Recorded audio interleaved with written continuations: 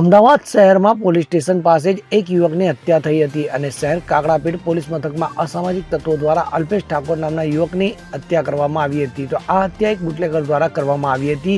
બે યુવકોને મારવામાં આવ્યા હતા, જેમાંથી એકનું મોત નીપજ્યું હતું અને બીજા યુવકને સારવાર માટે હોસ્પિટલ ખાતે ખસેડવામાં આવ્યો હતો. ત્યારે આ સમગ્ર મામલે આજરોજ ધારાસભ્ય અલ્પેશ ઠાકોર મૃતક પરિવારને મળવા પહોંચ્યા હતા. તો આ યુવક કોળી ઠાકોર સમાજમાં તેમના નજીકનો માનવામાં આવી રહ્યો છે અને તેના પરિવારને તેમણે 1 લાખ રૂપિયાની સહાય પણ કરી હતી. આ મામલે તેમણે નિવેદન આપ્યું હતું કે તેમણે જણાવ્યું હતું કે અસામાજિક તત્વો સામે અવાજ ઉઠાવવો એ સૌની ફરજ છે. તમારી આસપાસ કોઈ દારૂ વેચે કે દારૂનો અડ્ડો ચલાવે તો તેના પર બોલવું એ સૌની ફરજ છે. આ મામલે તેમણે જે નિવેદન આપ્યું તેમાં સરકારના અધિકારીઓ અને નેતાઓ પર પણ સવાલ ઉઠાવ્યા હતા. Bureau report CN24 news. હવે જુઓ દેશ દુનિયાની તમામ ખબરો તમારી આંગળીના ટેરવે. ઉઠાવો મોબાઈલ અને Google Play Store પરથી ડાઉનલોડ કરો અમારી CN24 ન્યૂઝ મોબાઈલ એપ.